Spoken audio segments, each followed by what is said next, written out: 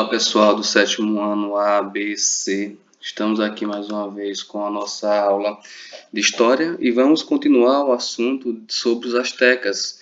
Em especial hoje vamos tratar do códice, que foi um código pictórico criado por Mendoza com a finalidade de registrar os acontecimentos dos astecas. Vamos ver como é que se dava a educação também dessa sociedade e a questão da religiosidade. Vocês têm que fazer a leitura obrigatoriamente do conteúdo que está na página 74, 75, 76 e 77 do livro didático, e assim nós finalizamos esse capítulo. Então vamos lá, os astecas, uma sociedade guerreira. Nós sabemos que os astecas eles gostavam muito de guerrear, porque era através das guerras que eles conquistavam diversos territórios. E aí a sociedade asteca ela vai dominar toda aquela região da Mesoamérica, como eu falei para vocês, que é aquela região que vai da Costa Rica até o México, na maioria das vezes pelo uso da força, ou seja, as incursões de soldados astecas contra povos vizinhos. Então, eles simplesmente conseguiram conquistar todo aquele território da Mesoamérica, ali que hoje é a América Central, através da guerra, através da força. Então, para eles, guerrear era mais do que uma obrigação, era um prazer que eles tinham em guerrear, porque eles ganhavam territórios para a sociedade asteca. A questão da organização social de Asteca. Então, vejam só. A sociedade asteca ela possuía uma ordem hierárquica, ou seja, existia uma hierarquia dentro da sociedade asteca que era basicamente caracterizada por três oligarquias, que era a oligarquia militar, a oligarquia aristocrática e a oligarquia comercial. Essas eram as três oligarquias, pessoal, que tinham um grande conjunto de poderes. Tanto que era a classe mais rica da sociedade, porque os tributos eram pagos ao imperador e aos sacerdotes. Por meio de quê, pessoal? De uma concessão de parte do que eles produziam. Então, tudo que os sacerdotes, que os comerciantes, que os agricultores produziam, tinha que ser destinado a impostos para quem? Para os militares, para a aristocracia e para quem? O imperador. Um outro grupo, pessoal, que vai ter um grande papel dentro da sociedade asteca serão quem? Os artesãos. Eles vão ganhar um grande prestígio na sociedade asteca. Qual motivo vai levar os artesãos a serem privilegiados? Porque eles trabalhavam, pessoal, nas residências, nos templos e também em oficinas instaladas nos palácios dos imperadores e dos altos funcionários do Estado. Eles confeccionavam roupas utilizando algodão tingido e produziam peças em ouro, prata, pedras preciosas e cerâmicas, além de fazer plumas e diversos ornamentos. Então, eram materiais que os artesãos produziam e que servia toda a sociedade asteca. Um grupo também que vai se tornar importante dentro da sociedade asteca são quem? Os comerciantes. Só que os comerciantes eles vão adquirir aos poucos a importância dentro da sociedade asteca. Por quê, pessoal? Eles vão ter uma grande variedade de produtos para comercializar. Além disso, o que é que vai acontecer? Eles vão ir para outras localidades, conhecer as diversas culturas que existiam, trazer essas informações para o governo asteca, e aí o governo asteca, com essas informações, pegava o seu exército e mandava ir àquela localidade lutar, guerrear e conquistar aquele território e fazer daquelas pessoas que ali habitavam escravas do Império Azteca. Então aí a gente consegue perceber a importância dos comerciantes no processo de conquista e expansão do território azteca. Continuando aqui, nós já vimos como é que se dava a organização da sociedade azteca. Lá no topo nós tínhamos a nobreza, que era a classe mais rica, que explorava os artesãos, explorava os camponeses, exploravam os escravos. Nós temos aqui os pochecas, que os pochecas, na verdade, eram os negociantes de mercadorias e eram os únicos que tinham autorização para organizar expedições, ou seja, para ir para outra localidade e comercializar. Temos aqui os artesãos, que já vimos a importância deles, os camponeses e, por fim, temos os escravos. Quem eram os escravos dos astecas? como eu já falei, eram os prisioneiros de guerra ou devedores ou pessoas que tinham baixa renda, ou seja, eram os desfavorecidos socialmente. Continuando, pessoal, você vai ver na página 75 do livro de vocês o chamado o Códice Mendonça. O que é o Códice Mendonça? Veja só. A palavra codice, pessoal, ela se refere ao conjunto de desenhos e escritos feitos por escribas astecas e por outros habitantes da região onde hoje está localizado o atual México, certinho?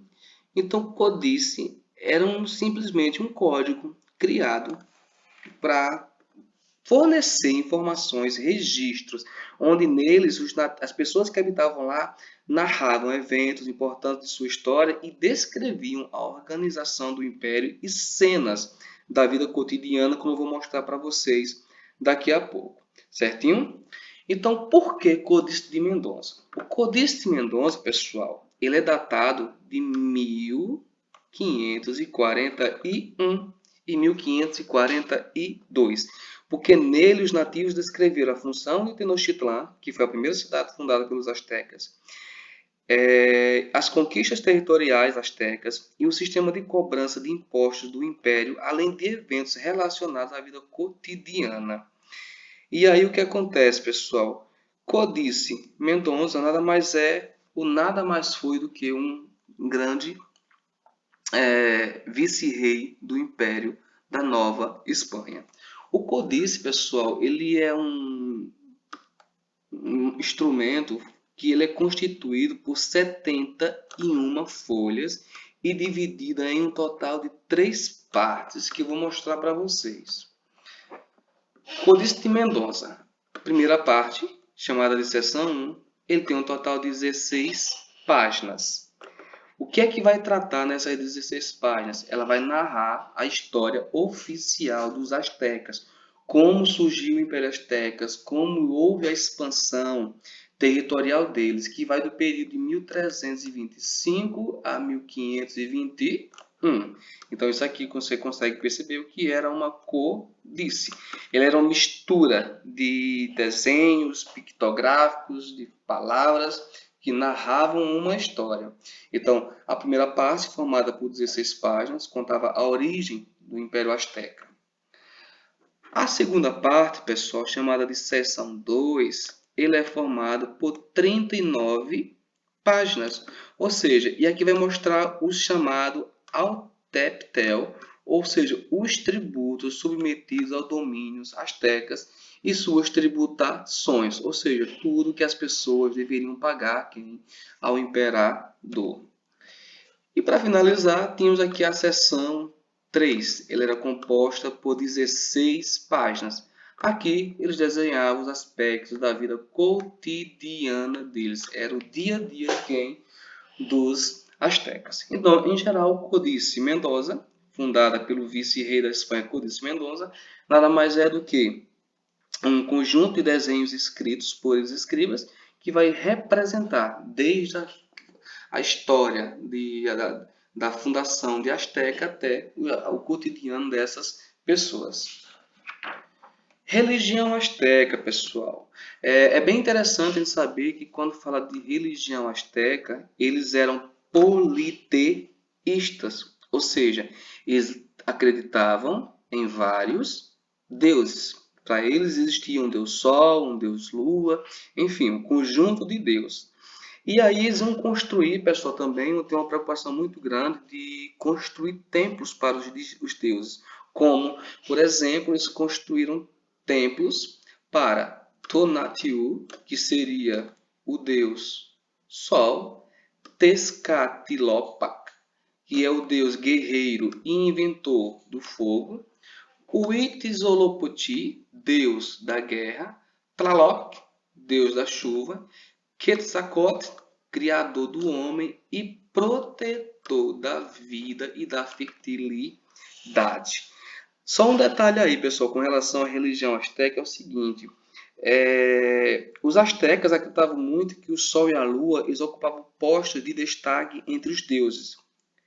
Porém, os astecas acreditavam que o Sol e a Lua eram irmãos e que viviam em eterno conflito. A batalha entre esses astros era vencida diariamente pelo Sol, que esmagava com furor a Lua, e as estrelas, o que? Para nascer. Então, eles vão, em geral, vão dizer que havia um conflito entre o Sol e a Lua, mas que quem vencia sempre era quem? O Sol. Aqui nós temos alguns templos astecas, porque cada deus tinha o seu próprio templo que eles construíam, templos enormes, de uma arquitetura muito interessante. Depois vocês podem estar pesquisando na internet outros templos. E por fim, vamos ver como era a questão da educação da sociedade asteca, pessoal. Como é que era essa educação deles lá? Bora lá. Primeiro, temos que saber que a educação deles era completamente controlada por quem? Pelos sacerdotes. Eram eles que fundavam as escolas, eram eles que ministravam as aulas. E aí o que acontece, pessoal? Com base no Código Mendonça, a gente consegue perceber o seguinte, que meninos e meninas, eles não tinham a mesma educação. Meninos e meninas tinham educação diferenciadas. Por exemplo, nos primeiros anos, a educação dos meninos era limitada a bons conselhos e a pequenas tarefas domésticas. Até os 7 anos de idade, os meninos aprendiam a carregar água e madeira e acompanhavam o pai no mercado. Dos 7 aos 14, eles aprendiam a pegar e a dirigir os barcos. E aos 15 anos, os jovens podiam entrar em 2 centros de ensino religiosos, que eram os calmecas, tinha os calmecas, que eram uma espécie de templo religioso, e também o Teocali, ou seja, Casa da Juventude, que era casa que, na verdade, isso aqui, os calmecas, era para fins religiosos e o Teocali era para crianças que não eram bem educadas, que não eram bem disciplinadas, certinho? Porque eles tinham a função de normatizar o comportamento deles. E aí, nessa escola aqui, eles tinham que ensinar as tradições astecas, as normas religiosas e também a questão do artesanato. Você deve perguntar, professor, e aí como é que ficava a questão das meninas? Como é que as meninas ficavam nessa situação? A educação das meninas, pessoal, cabia não ao pai, mas sim cabia exclusivamente a quem? A mãe. Até os 6 anos de idade, elas observavam a mãe tecendo, depois começavam a realizar operações simples no tear. Entre os 7 e 14 anos, mais ou menos, elas fiavam o algodão, varriam a casa e moíam o milho. E por fim, elas tinham que aprender a manejar plenamente o tear, que existia uma certa prática dela, certinho? Então era uma educação totalmente diferenciada para meninos e para meninas. Então aqui nós vemos a questão da educação asteca, um códice que expressa bem, né, como era a educação dos meninos e a educação das meninas. E aí agora vamos ver a questão da cultura asteca, pessoal. O que acontece? Os astecas, eles tinham uma cultura muito influenciada pelos olmecas e toltecas, que inclui em especialmente a escultura em jade e grandes construções. Quando a gente vê aqueles templos enormes que eles construíam para os deuses dele, é uma forma de cultura. Eles construíam muitos templos, construíam pirâmides, construíam escadarias, tinham um processo muito bacana de dança, de encenações. Então, tudo isso fazia parte da cultura asteca. Aqui nós vemos uma escultura asteca, que seria uma serpente com 2 cabeças, certinho? Vamos ver a questão do calendário asteca, pessoal. Veja só, calendário asteca. Preste atenção aí. O calendário asteca, pessoal, ele foi desenvolvido em duas modalidades, um solar e um sagrado. No calendário solar, que tinha como referência o Sol, o ano era dividido em 18 meses, tinha um total de 20 dias, que totalizavam, no final de contas, 365 dias. Esse é o calendário solar, 18 meses, 20 dias, e no final somava 365 dias, porque tinha sobra de horas. Claro que quando você multiplicar 18 vezes 20 dá 360, mas tem a sobra de horas que vai para quem? Sim, juntando a 5 dias. E aí nós também tínhamos, pessoal, o calendário místico ou calendário sagrado. O calendário místico, pessoal, ou calendário sagrado, ele era formado por 260 dias, 20 períodos de 13 dias. E o que acontece? Os astecas acreditavam que a cada 52 anos havia um alinhamento entre o Sol e a Lua. E aí o que acontece? Formava-se um novo ciclo. Então a diferença básica é essa, pessoal.